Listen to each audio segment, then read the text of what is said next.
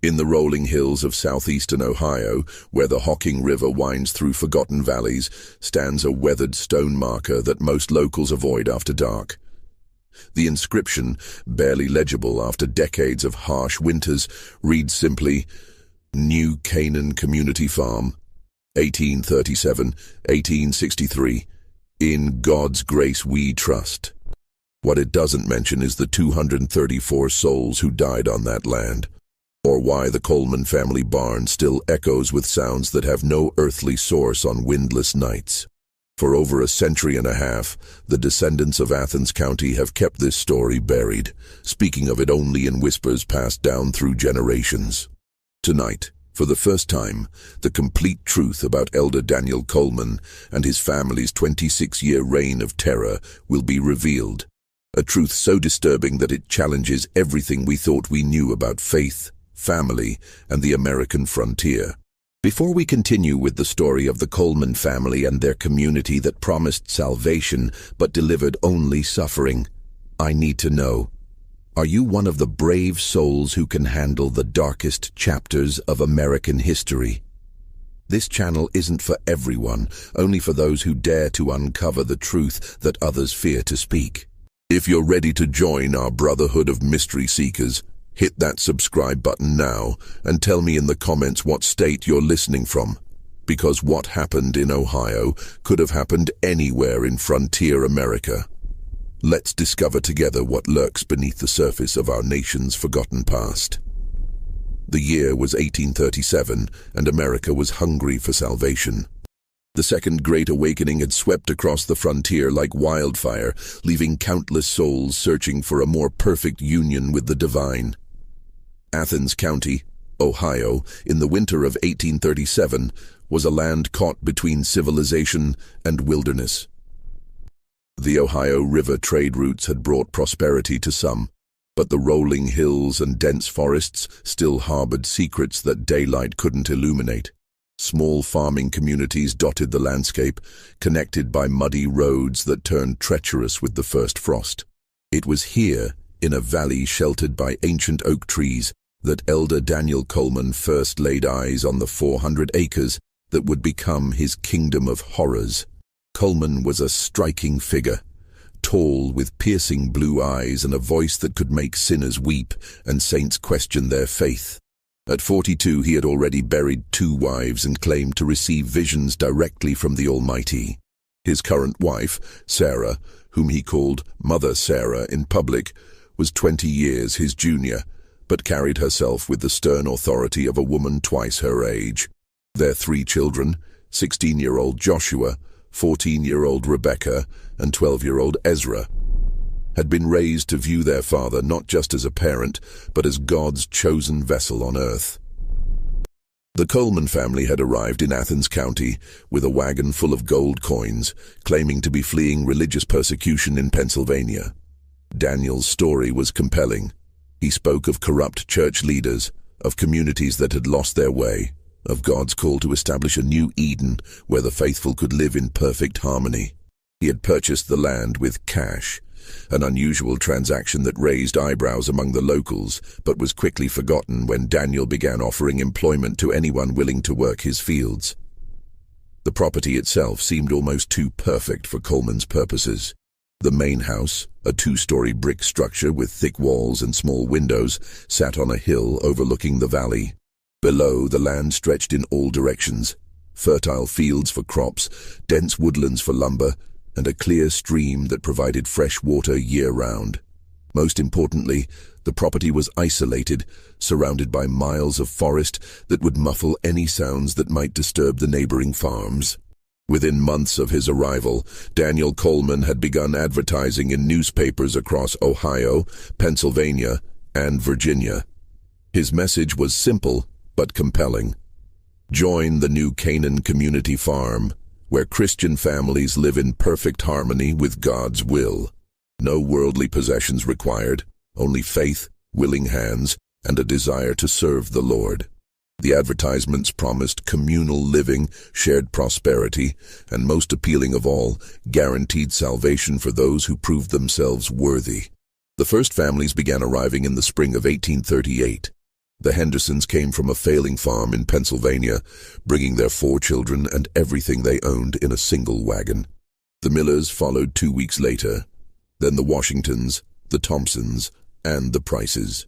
Each family was greeted personally by Elder Coleman, who spoke with such conviction about God's plan for their community that even the most skeptical found themselves believing. What these families didn't know was that they were walking into a carefully constructed trap. Daniel Coleman had spent years perfecting his methods, studying the weaknesses of desperate people and the ways that faith could be weaponized against the faithful. The New Canaan Community Farm was not a religious sanctuary. It was a labor camp disguised as paradise, and the Coleman family were its merciless wardens. The early days seemed to fulfill Coleman's promises. Families lived in well-built cabins, shared meals in the common dining hall, and gathered each evening for prayer and Bible study. The work was hard, clearing fields, planting crops, building structures, but it felt meaningful. Coleman himself worked alongside the community members, his sleeves rolled up, his hands dirty with honest labor. He spoke often of the biblical precedent for their lifestyle, citing the early Christians who held all things in common and lived as one family under God. But as the months passed, subtle changes began to transform the community. The workdays grew longer, the meals smaller, the punishments for minor infractions more severe. Coleman explained these changes as necessary steps toward spiritual purification. The flesh must be weakened, he would say, so that the spirit may grow strong. Those who questioned his methods were subjected to public confessions, forced to admit their spiritual weakness before the entire community. The first death came in the autumn of 1838, just 6 months after the community's founding. Thomas Henderson, the father who had brought his family from Pennsylvania with such hope, collapsed while clearing stumps from the north field. The official cause, according to Elder Coleman's careful records, was heart failure brought on by the joy of serving the Lord. But Martha Henderson, Thomas's widow, whispered to her children that her husband had been working 16-hour days with nothing but thin soup and stale bread to sustain him. The funeral was held at sunset, with the entire community gathered around a simple grave marked only with a wooden cross. Coleman delivered a sermon that lasted nearly 3 hours, speaking of Thomas Henderson's blessed transition to eternal life and the privilege the community had been given to witness such divine favor. "Brother Thomas has been called home," Coleman declared, his voice carrying across the valley like thunder. "He has shown us the path to glory, and we must follow his example of total surrender to God's will." But as the weeks passed, more members of the community began to notice disturbing patterns. The Coleman family, Daniel, Sarah, and their 3 children, never seemed to suffer from the same exhaustion that plagued everyone else. They ate their meals separately, in the main house, while the rest of the community gathered in the drafty common hall. Their clothes were always clean and well-mended, while the other families wore increasingly ragged garments that were never replaced. Most troubling of all were the nighttime sounds that began to echo from the main house. Community members sleeping in the nearest cabins reported hearing what sounded like laughter, music, and the clinking of fine china. Sounds that seemed impossible given the austere lifestyle Coleman preached. When questioned about these reports, Coleman would fix the inquirer with his piercing blue eyes and speak of the spiritual rewards that came to those who had fully surrendered their earthly desires. The second death came in December, when Mary Washington, a young mother of 3, was found frozen in her bed. The cabin she shared with her family had run out of firewood 2 days earlier, and their request for more had been denied by Joshua Coleman, who managed the community's supplies. "Sister Mary has been taken by the Lord's mercy," Elder Coleman announced at her funeral. "She has been spared the trials that yet await us all." By the end of that first winter, 7 members of the New Canaan community had died. Each death was explained as divine providence. Each funeral became an opportunity for Coleman to reinforce his control over the survivors. The community members were forbidden from communicating with the outside world, their letters carefully censored by Rebecca Coleman, who claimed to be protecting them from worldly influences that might weaken their faith. But it was the discovery made by young Peter Miller that would reveal the true horror of what was happening at New Canaan. Peter was only 14, but he had been raised on a farm and knew the difference between natural death and something far more sinister. While cleaning the community's root cellar, he had found a collection of personal items, watches, jewelry, family Bibles, and photographs that had belonged to the deceased members.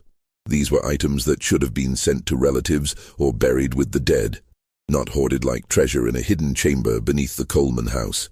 When Peter tried to report his discovery to Elder Coleman, he was told that he would need to undergo a spiritual cleansing for his impure thoughts. That night, Peter Miller disappeared. The official story was that he had run away, unable to handle the discipline required for true spiritual growth. But his mother, Elizabeth Miller, found drops of blood leading from Peter's cabin to the woods behind the main house, and she knew her son had not left voluntarily. The pattern was becoming clear to those brave enough to see it. The New Canaan community farm was not a religious sanctuary. It was a prison where the Coleman family grew rich while their brothers and sisters died from deliberate neglect, overwork, and worse. But for those trapped within its boundaries, escape seemed impossible. The nearest town was 15 miles away through dangerous woods, and Coleman had convinced them that the outside world was filled with demons waiting to destroy their souls. As 1839 dawned, the survivors of that first brutal winter found themselves trapped in a routine of exhausting labor and spiritual manipulation that would define the next 24 years of their lives. The community had grown to over 200 souls, with new families arriving each spring drawn by Coleman's carefully crafted advertisements. But the death toll continued to mount, and those who had survived began to develop a haunted look that spoke of horrors beyond description. The Coleman family had established a rigid hierarchy within the community. Elder Daniel remained the unquestioned leader, his word treated as divine law. Mother Sarah oversaw the women's work, managing the kitchen's laundry and childcare with an iron fist that left permanent marks on those who dared to question her authority. Joshua Coleman, now 17 and growing into his father's image, controlled the community's supplies and work assignments. Rebecca, 15 and beautiful in the way that draws dangerous attention, served as her father's secretary and enforcer, while young Ezra, only 13 but already showing signs of the family's cruel nature, was being groomed to take over the community's expanding operations. The main house had been expanded twice, with new wings added to accommodate the Coleman family's growing wealth and power. The original structure now served as their private quarters, while the additions housed Coleman's office, a room where community members were brought for private counseling that often left them broken and terrified. The basement had been converted into a series of chambers that the Colemans claimed were for food storage, but the community members whispered that sounds of suffering echoed from below ground on certain nights. The work routine was designed to break both body and spirit. Community members were awakened at 4 a.m. with the ringing of a bell that Sarah Coleman controlled from her bedroom window. By 4:30 they were expected to be at their assigned tasks, men in the fields or workshops, women in the kitchens or laundry, children as young as 8 helping with whatever work their small hands could manage. The only break came at noon, when they were allowed 30 minutes to eat a meager meal of watery soup and hard bread. But it was the evening services that truly revealed the depth of Coleman's psychological control. Each night, the entire community was required to gather in the main hall for what Coleman called spiritual instruction. These sessions often lasted until midnight, with Coleman delivering sermons that mixed legitimate biblical passages with his own twisted interpretations. Community members were required to confess their sins publicly, to admit their failures, and beg for forgiveness from both God and Elder Coleman. Those who showed signs of rebellion were subjected to special attention. They might be assigned to work parties that never returned, sent on missionary work to distant towns, or simply disappear during the night. The official explanations varied. Some had been called to serve the Lord in other places. Others had succumbed to worldly temptations and fled like cowards. But the community members knew better. They had learned to recognize the signs that preceded these disappearances: the private meetings with Coleman, the sudden assignment to isolated work details, the way the person's name would be mentioned with increasing frequency during the evening services. The children born in the community faced a particularly horrific fate. Those who showed promise were taken from their parents at age 5 and raised directly by the Coleman family, trained to become the next generation of overseers. The others were put to work as soon as they could walk, their small hands perfect for tasks that adults couldn't manage. Many of these children never lived to see their 10th birthday, their bodies too small to handle the brutal conditions Coleman imposed. By 1845, the New Canaan community farm had become a self-sustaining operation of horror. The community produced crops that were sold in distant markets, bringing steady income to the Coleman family. They raised livestock that fed the family while the workers survived on scraps. They even operated a small mill that processed grain for neighboring farms, with the profits going directly into Daniel Coleman's ever-growing collection of gold coins. But the most profitable aspect of the operation was the constant stream of new arrivals. Each family brought their life savings, their livestock, their tools, and their hope. Coleman had perfected the art of extracting every penny from these newcomers before they realized the trap they had entered. By the time they understood their situation, they were too weak, too isolated, and too psychologically broken to resist. The nearest town, Athens, was far enough away that the community's activities remained hidden from prying eyes. When occasional visitors did arrive, traveling preachers, government officials, or relatives of community members, they were given carefully orchestrated tours that showed only what Coleman wanted them to see. The healthiest community members were brought forward to testify about their spiritual fulfillment, while the sick and starving were hidden away in the back cabins or sent to work in distant fields. Local authorities received regular reports from Coleman about the community's activities, always written in his own hand and presenting a picture of peaceful religious devotion. The few complaints that reached the outside world were dismissed as the ramblings of troubled individuals who had been unable to handle the discipline required for true spiritual growth. Coleman's reputation as a man of God, combined with his careful cultivation of relationships with local politicians and business leaders, created a shield of protection around the New Canaan community that seemed impenetrable. The winter of 1851 brought changes that would test even Coleman's iron control over his captive community. A severe outbreak of influenza swept through the overcrowded cabins, killing 37 people in less than 2 months. But it was during this crisis that a few brave souls began to piece together the full scope of the Coleman family's crimes. Anna Thompson, a widow who had arrived with her 2 children 3 years earlier, had been assigned to help care for the sick. Her nursing duties gave her access to cabins throughout the community, and what she discovered made her blood run cold. The influenza outbreak was not natural. It was being deliberately spread by Rebecca Coleman, who had been visiting the sick with contaminated blankets and food. Anna watched in horror as the 19-year-old girl moved from cabin to cabin, her beautiful face a mask of calculated cruelty, as she ensured that the weakest members of the community would not survive the winter. But Anna's most shocking discovery came when she was assigned to clean out the cabin of the recently deceased Williams family. Hidden beneath a loose floorboard, she found a journal that had been kept by Robert Williams, a former schoolteacher who had documented everything he had witnessed during his 2 years at New Canaan. The journal's pages revealed a pattern of systematic murder, theft, and abuse that made Anna's hands shake as she read. Williams had recorded dates, names, and methods. He had documented how food was deliberately withheld from families who showed signs of discontent, how accidents befell those who asked too many questions, and how the Coleman family had amassed a fortune built on the blood and suffering of their followers.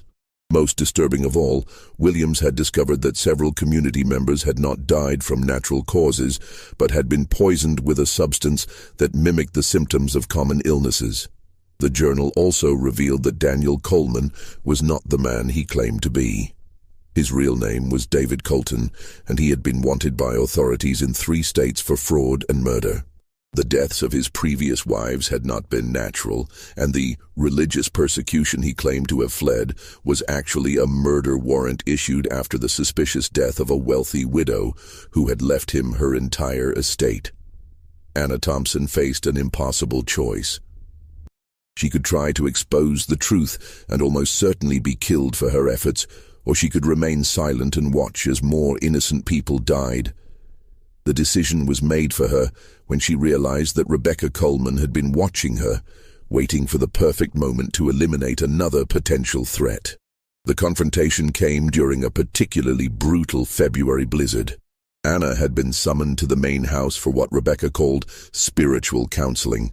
But instead of the usual psychological manipulation, Anna found herself face to face with the true nature of the Coleman family's operation. The basement chambers she had heard whispered about were revealed to be torture rooms where dissidents were broken physically and mentally before being quietly eliminated. Rebecca Coleman, now 22 and fully initiated into her family's methods, explained to Anna exactly what would happen to her and her children if she tried to expose the truth. "You have seen too much," Rebecca said, her voice as cold as the winter wind howling outside. "But you are not the first, and you will not be the last. The choice is simple. Join us in our work, or join the others in their eternal rest." But Anna Thompson had one advantage that Rebecca had not anticipated. During her nursing duties, she had earned the trust of other community members who were beginning to question their situation. Margaret Foster, whose husband had died under suspicious circumstances the previous year, had been keeping her own record of the community's activities. David Chen, one of the few skilled craftsmen in the community, had been gathering evidence of the Coleman family's theft and extortion. Sarah Martinez, a young mother whose children had been taken for special education, had been planning her own escape. This small group of conspirators had been meeting in secret, using the cover of their work duties to share information and plan their response. They had discovered that the Coleman family's wealth was hidden in a series of caches throughout the property, that several community members were being held prisoner in the basement chambers, and that a mass murder was being planned for the spring of 1852 to eliminate the witnesses to the family's crimes. The revelation that shocked them most was the discovery that the Coleman family had been operating similar communities in other states. Joshua Coleman, now 25 and his father's primary assistant, had been traveling regularly to establish new branches of their operation. The New Canaan Community Farm was not an isolated horror. It was part of a network of religious communities that existed solely to enrich the Coleman family through exploitation and murder. The spring of 1852 brought with it a sense of impending doom that even the most obedient community members could not ignore. The Coleman family had grown more brazen in their cruelty, more careless in their methods, and more desperate to maintain their control.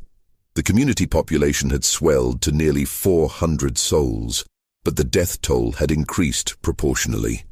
The small cemetery behind the main house now contained over 100 graves, each marked with a simple wooden cross that bore no name. Anna Thompson and her fellow conspirators had spent the winter months carefully gathering evidence and planning their escape. They had discovered that the Coleman family was planning what they called the Great Purification, a mass elimination of community members who were no longer productive or who posed potential threats. The plan was to blame the deaths on a disease outbreak, dispose of the bodies in a mass grave, and start fresh with a new group of unsuspecting victims. But their plans for escape were complicated by the arrival of a new group of families in early March. The Andersons, the Kellys, the Johnsons, and the Moores had come from as far away as Virginia, drawn by Coleman's latest advertising campaign. These newcomers represented fresh victims who had no idea of the horrors that awaited them, and Anna's group felt morally obligated to try to save them along with themselves. The situation became even more dangerous when Ezra Coleman, now 25 and fully initiated into his family's methods, began to suspect that someone was gathering evidence against them. He had always been the most unstable member of the family, prone to violent outbursts and paranoid delusions. His suspicions fell first on Anna Thompson, whose nursing duties had given her access to too much information, and then on the other members of her secret group. The first sign of trouble came when Margaret Foster's youngest child, 8-year-old Emma, disappeared during a routine work detail. The official explanation was that she had wandered off and gotten lost in the woods, but Margaret knew better. Emma had been taken as leverage, a way to ensure Margaret's silence about what she had discovered. The message was clear: cooperate or watch your children die. This escalation forced Anna's group to accelerate their plans. They had originally hoped to gather enough evidence to present to outside authorities, but it was becoming clear that they would not have that luxury. The Coleman family was preparing for their final solution, and the conspirators had only days to act. The breakthrough came from an unexpected source. Timothy Walsh, a 15-year-old boy who had been born in the community, approached Anna with information that changed everything. Timothy had been working in the Coleman family's private quarters, and he had overheard conversations that revealed the full scope of their plans. The Great Purification was scheduled for the first week of April during the community's annual spring festival. The Coleman family would use poisoned food to kill most of the community members, then burn the buildings to destroy the evidence. But Timothy's information also revealed something even more shocking. The Coleman family had been in contact with similar operations in Kentucky, Tennessee, and Indiana. They were planning to abandon the Ohio location and move to a new site where they could start the process all over again. The deaths of the new Canaan community members were not just about eliminating witnesses. They were about covering the tracks of a criminal enterprise that had been operating for over a decade. The conspirators now faced their greatest challenge yet. They had to find a way to save not just themselves, but hundreds of innocent people who had no idea of the danger they were in. They had to do it without alerting the Coleman family to their plans, and they had to do it quickly enough to prevent the mass murder that was only weeks away. The solution came from David Chen, whose carpentry skills had given him detailed knowledge of the community's layout and the Coleman family's security measures. He had discovered that the basement chambers beneath the main house were not just torture rooms. They were also the storage site for the Coleman family's accumulated wealth. Years of theft and extortion had filled these chambers with gold coins, jewelry, and other valuables taken from their victims. Chen's plan was audacious in its simplicity. The conspirators would use the cover of the Spring Festival preparations to access the basement chambers, gather evidence of the family's crimes, and steal enough of their wealth to fund an escape. They would then slip away during the chaos of the festival, taking with them as many community members as possible and heading for the nearest town where they could alert the authorities. But as they prepared to put their plan into action, they discovered that they were not the only ones with secrets. The Coleman family had been monitoring their activities more closely than they realized, and a trap was being prepared that would test their courage and their commitment to saving the innocent souls who had placed their trust in a family of monsters. The stakes had never been higher, and the window for action was rapidly closing. In just 2 weeks, the Spring Festival would begin, and with it, the Coleman family's plan to eliminate the evidence of their crimes, along with the lives of everyone who had witnessed them. The question was no longer whether the conspirators could escape. It was whether they could save anyone else in the process. The night of April 5, 1852, would be remembered as the longest night in the history of Athens County. The Spring Festival had begun 3 days earlier, with the entire community gathered for what they believed would be a celebration of renewal and spiritual rebirth. But as the sun set on that cold April evening, Anna Thompson and her fellow conspirators knew that they were about to face the greatest test of their lives. The Coleman family had been behaving strangely all week. Daniel Coleman's usual commanding presence seemed forced, his sermons more desperate than inspiring. Sarah Coleman had been seen burning papers in the main house's fireplace, while Rebecca and Joshua moved through the community with a nervous energy that spoke of impending violence. Most troubling of all, Ezra Coleman had been seen sharpening knives in the family's private workshop. his eyes holding the wild gleam of a man who had finally been given permission to indulge his darkest impulses. The festival's final feast was scheduled for that evening, with the entire community gathering in the main hall for what Coleman had promised would be a transformative experience. But Anna and her conspirators knew that this feast would be the vehicle for the mass poisoning that would eliminate most of the community members. They had spent the day making final preparations, gathering supplies, and positioning themselves to act when the moment came. The plan was set into motion at sunset. While the community members filed into the main hall for the feast, Anna Thompson and David Chen slipped away to the basement chambers beneath the Coleman house. Their mission was to gather evidence of the family's crimes and steal enough of their wealth to fund an escape for the survivors. Meanwhile, Margaret Foster and Sarah Martinez positioned themselves near the exits, ready to guide community members to safety when the alarm was raised. The basement chambers were even more horrifying than Anna had imagined. The walls were lined with wooden crates filled with personal belongings taken from the dead: wedding rings, family photographs, children's toys, and other mementos of lives cut short. In the center of the largest chamber sat a massive iron safe, its door standing open to reveal stacks of gold coins and jewelry that represented the life savings of hundreds of victims. But it was the discovery in the final chamber that truly revealed the depth of the Coleman family's evil.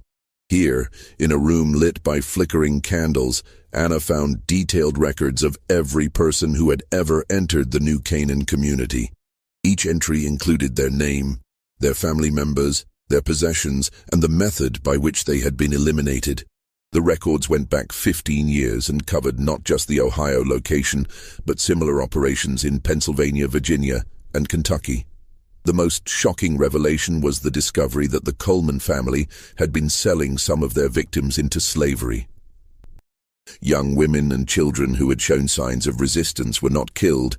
They were drugged, loaded onto wagons, and transported to buyers in the Deep South. The records showed that over 60 people had been sold in this manner. Their families told that they had died from various illnesses.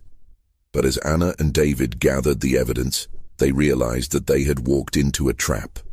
The basement chambers were not just storage rooms, they were also a prison. The sound of footsteps on the stairs above them was followed by the grinding of metal as the heavy door at the top of the stairs was locked from the outside. They were trapped, and somewhere above them, the mass murder of their friends and neighbors was about to begin. The feast in the main hall had begun with Coleman's longest sermon yet, a rambling discourse about the necessity of sacrifice and the purification of the faithful.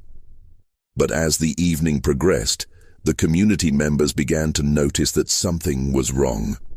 The food tasted strange, bitter with an aftertaste that lingered long after each bite.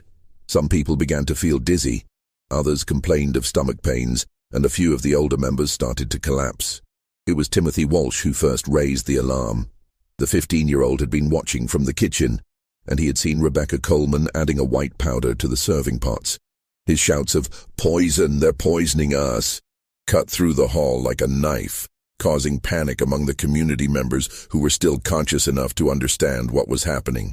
The Coleman family's response was swift and brutal. Joshua Coleman produced a rifle from behind the speaker's podium, while Ezra Coleman blocked the main exit with a heavy wooden bar. Sarah Coleman moved through the crowd with a butcher knife, cutting down anyone who tried to resist. But the family had underestimated the survival instincts of people who had been pushed beyond their breaking point. Margaret Foster and Sarah Martinez, positioned near the side exits, began helping people escape through the windows and rear doors. Despite the poison beginning to take effect, many of the community members fought back with the desperate strength of people who had nothing left to lose. The peaceful religious community erupted into a battlefield as victims became fighters and the Coleman family's carefully constructed world began to collapse. In the basement chambers, Anna Thompson and David Chen could hear the chaos erupting above them. The sound of gunshots, screams, and breaking furniture filtered down through the floorboards as they desperately searched for another way out. Their salvation came in the form of a forgotten coal chute that connected the basement to the outside. It was a narrow passage, barely wide enough for a person to squeeze through, but it offered their only hope of escape. As Anna and David emerged from the coal chute into the cold April night, they could see the main hall engulfed in flames. The Coleman family had set fire to the building, hoping to destroy the evidence of their crimes, along with any witnesses who might have survived the poisoning. But their plan was failing. People were streaming out of the burning building, some carrying wounded friends, others helping children to safety. The battle for the new Canaan community farm had begun, and for the first time in 15 years, the Coleman family was not in control of the situation. The question now was whether enough people would survive to tell the world what had happened in that isolated valley, or whether the Coleman family would succeed in eliminating the evidence of their crimes along with the lives of everyone who had witnessed them. The night was far from over, and the final confrontation between the innocent and the evil was about to begin. The fire that consumed the main hall of the new Canaan community farm could be seen from miles away, a beacon of destruction that drew the attention of neighboring farms and eventually the authorities from Athens. By dawn on April 6, 1852, the carefully constructed world of the Coleman family lay in ruins, but the cost of its destruction would haunt the survivors for the rest of their lives. Of the nearly 400 people who had lived in the community, only 87 survived that terrible night. The poison that Rebecca Coleman had added to the feast proved to be arsenic, a slow-acting but deadly substance that gave its victims hours of agony before death. Many who escaped the burning hall died in the surrounding woods, their bodies found days later by search parties. Others succumbed to their injuries in the makeshift hospitals that were established in nearby farms. The Coleman family's fate was as brutal as their crimes. Daniel Coleman, the man who had called himself a prophet of God, was found dead in his private office, apparently killed by a group of community members who had cornered him there. His body showed signs of severe beating, and his famous piercing blue eyes had been gouged out by someone who wanted to ensure he would never again use his hypnotic gaze to manipulate the innocent. Sarah Coleman died in the fire that consumed the main hall, trapped when a burning beam fell across her path as she tried to escape with a bag of gold coins. Her body was found clutching the wealth she had accumulated through the suffering of others.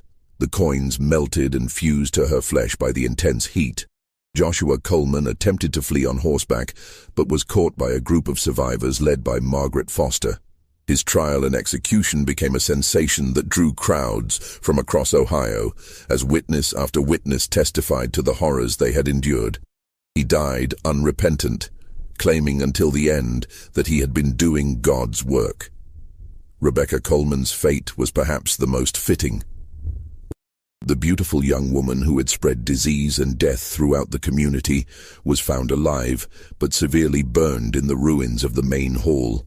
She survived long enough to confess to authorities, revealing the full scope of her family's crimes and the locations of their other operations.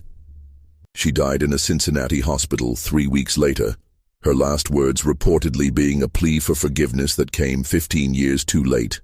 Only Ezra Coleman managed to escape the destruction of the new Canaan community farm.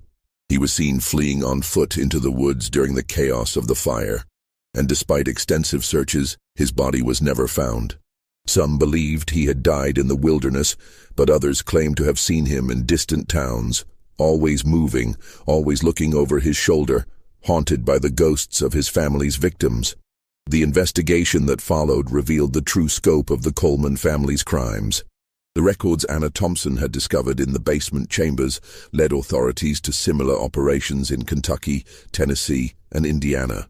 In total, over 800 people had been killed or sold into slavery by the Coleman family and their associates over a period of nearly 20 years. The network of fake religious communities had been one of the most successful criminal enterprises in American history, generating profits that would be worth millions in today's currency. The survivors of the new Canaan community farm struggled to rebuild their lives. Many were haunted by guilt over their failure to act sooner, while others were tormented by the memories of what they had witnessed. Anna Thompson became an advocate for the rights of religious minorities, working to ensure that communities like New Canaan could never again operate in secret. David Chen used his carpentry skills to help build new homes for the survivors, while Margaret Foster and Sarah Martinez established a school for the children who had been orphaned by the Coleman family's crimes. The property itself was abandoned immediately after the fire. The buildings that had not been destroyed were torn down by order of the state government, and the land was left to return to wilderness. Over the years, local farmers reported strange sounds coming from the area, the tolling of bells that no longer existed, the voices of children calling for help, and the sound of footsteps in buildings that had been reduced to ash. The official records of the New Canaan community farm were sealed by court order, and the story gradually faded from public memory. The surviving victims were scattered across the country, most of them adopting new names and new identities to escape the stigma of their association with the Coleman family. The authorities were embarrassed by their failure to investigate earlier reports of abuse, and there was little political benefit to be gained from keeping the story alive. But the truth has a way of surviving even the most determined efforts to bury it. The descendants of the survivors passed down the story through generations, and occasionally researchers and historians would stumble across fragments of the official records. The stone marker that stands today in the valley where the New Canaan community farm once operated is a compromise between truth and silence. It acknowledges that something happened there, but it doesn't reveal the full horror of what the Coleman family did to the innocent people who trusted them. The final count of the dead was never officially determined. The records that Anna Thompson discovered suggested that the true number was much higher than the bodies that were found. Many victims had been buried in unmarked graves throughout the property, while others had simply vanished without a trace. The Coleman family had been meticulous in their record-keeping when it came to tracking their wealth, but they had been deliberately vague about the disposal of their victims. In the decades that followed, the story of the New Canaan community farm became a cautionary tale whispered in churches across Ohio and beyond. Parents used it to warn their children about the dangers of blind faith, while preachers cited it as an example of how evil could disguise itself in religious clothing. But as the years passed, and the survivors died off, the story began to take on the characteristics of a legend rather than historical fact. The psychological impact of the Coleman family's crimes extended far beyond their immediate victims. The very idea that a religious community could be used as a cover for such systematic evil shook the faith of thousands of Americans who had trusted in the goodness of their spiritual leaders. The Second Great Awakening, which had brought so much hope and renewal to the American frontier, was forever tainted by the knowledge of what had happened in that isolated valley in southeastern Ohio. Perhaps the most disturbing aspect of the entire affair was how easily the Coleman family had been able to operate for so long without detection. They had exploited the isolation of frontier life, the desperation of families seeking a better future, and the reluctance of authorities to interfere in religious matters. Their success was a testament to the vulnerability of people in crisis and the dangerous power that could be wielded by those willing to exploit faith for personal gain. The legacy of the New Canaan community farm can be seen in the increased scrutiny that religious communities faced in the years following its exposure. Laws were passed requiring regular inspections of communal settlements, and authorities became more responsive to reports of abuse and exploitation.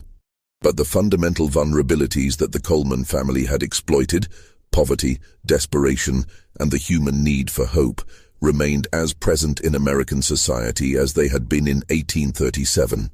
Timothy Walsh, the brave 15-year-old who had raised the first alarm about the poisoning, survived the massacre and went on to become a minister himself. But his sermons were always marked by a deep awareness of the darkness that could lurk within the human heart, and he spent his life working to ensure that the lessons of New Canaan would not be forgotten. In his final sermon, delivered shortly before his death in 1903, he spoke words that still echo in the churches of southeastern Ohio. Evil does not always announce itself with horns and pitchforks. Sometimes it comes wearing the robes of righteousness, speaking the language of salvation, and promising the very thing we most desperately need to believe. The stone marker that stands today in the valley is visited by few people, and most of those who do come are drawn by curiosity rather than reverence. The inscription has weathered badly over the years, and many of the letters are barely legible. But on certain nights, when the wind blows just right through the oak trees that have reclaimed the land, local residents still report hearing sounds that seem to come from a time long past. The tolling of a bell that was destroyed in the fire, the voices of children calling for their parents, and the echo of sermons delivered by a man who claimed to speak for God, but served only himself. The question that haunts historians and theologians alike is how many other operations like the New Canaan Community Farm existed during the turbulent years of America's westward expansion. The Coleman family's network was extensive, but were they unique in their methods, or were they simply the ones who were caught? The sealed records and scattered testimonies suggest that the truth may be far more disturbing than anyone has been willing to acknowledge. What we know for certain is that on April 5, 1852, a family of monsters was finally brought to justice, but the cost of that justice was measured in hundreds of innocent lives. The survivors carried the scars of their experience until their dying days, and their descendants continue to grapple with the knowledge of what their ancestors endured in that isolated valley. The story of the New Canaan Community Farm serves as a reminder that the greatest horrors are often perpetrated not by strangers in the darkness, but by those who claim to offer light in our darkest hours. This story isn't just a relic of America's past, it's a warning that echoes through the centuries. In every generation, there are those who would exploit our deepest needs and highest aspirations for their own evil purposes. The names change, the locations shift, but the fundamental pattern remains the same. The Coleman family's greatest crime was not just the murder of their victims, but the murder of their faith, their hope, and their trust in the goodness of humanity. What do you think happened to those who managed to escape that terrible night? Do you believe all the Coleman family members met their end, or could some have survived to continue their evil work elsewhere? The official records may be sealed, but the questions remain as haunting today as they were over a century and a half ago. Share your thoughts in the comments below, and if you found this story as chilling as it was revelatory, make sure to subscribe for more hidden chapters from America's darkest history. Until next time, remember that the most dangerous monsters are often those who wear the mask of righteousness.